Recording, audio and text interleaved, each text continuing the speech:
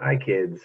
My name is Brandon, and I'm super excited to be with you this morning talking about Genesis, which is the message for today. In Genesis, God asks us as human beings to care for the birds of the air and the fish of the sea that He created. And I think that is such a really cool calling for us. Something really cool that God asks us to do something to help care for the things He created. And I want to talk about that in different ways that we can possibly think about caring for those birds of the air and the fish of the sea and all of the other living things that God created. I want to share a little story of a friend of mine who sent me this card recently. This card, if you can see it, is a picture of a frog. And this picture is actually the frog that he found up on his roof. He was cleaning out his gutters and he found this frog up in his gutters on his roof, and he was dumbfounded. How does a frog, which usually lives on the ground in and around ponds or streams, how in the world did that thing get up on his roof? Well, he didn't have a good answer to that, and he doesn't know how it got up there, but he took it down and put it in a habitat that was a little bit more appropriate for that frog. But I think it is a really neat thing to wonder, how is it that the animals get to where they're going? How is it that they look the way they do? Why is it that they live where they live? I think these are all really interesting questions, and I encourage you to ask some of those same questions. What is a really neat animal that you've seen, or a strange, maybe a strange animal that you've seen in your neighborhood? No matter where we are in the world, no matter where we are in our own habitat, whether we're out on the farm in the country or in the suburbs or the city, there are neat animals all around us.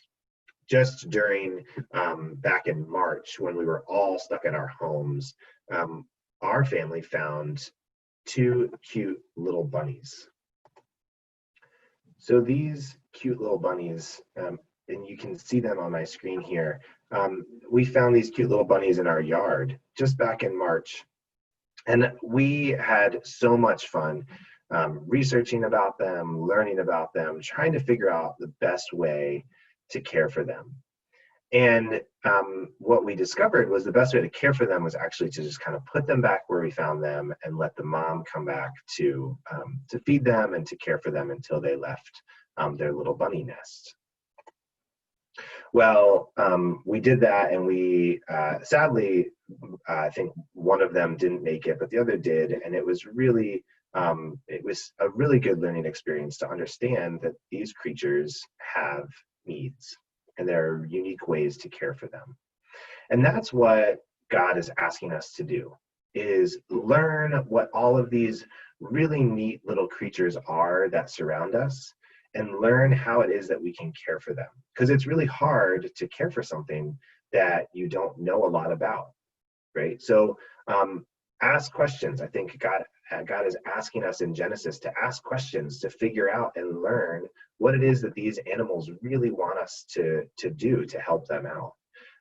Some of the really cool ways that we can do that are, you can ask your parents to download some fun apps, some fun apps for the phone, if you're able to do that. Seek is a really cool app that lets you just take a picture of a butterfly or a flower or a tree, and it'll tell you exactly what that species is and some of the unique characteristics of that particular plant or animal or insect might be. And so you can learn all sorts of unique and fun ways to help care for those species. And another one that we've used a lot in our family is this app called the Merlin app, which you can identify some really cool birds, and we've heard some really neat birds in and around our house and at our bird feeder in our front yard.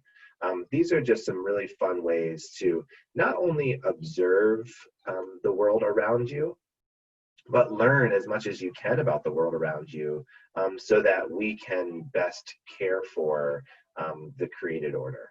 So I hope that you can go out and find some of these unique creatures, whether they're on your roof. I don't recommend going on your roof, but whether they're on your roof or in your front yard, or out in the woods somewhere taking a hike. There are all sorts of ways to find these fun little creatures and learn as much as you can about them, so that you can better care for them, better protect them which is what God is asking us to do. So thanks for your time. I really look forward to seeing everybody again, and I hope everyone's safe.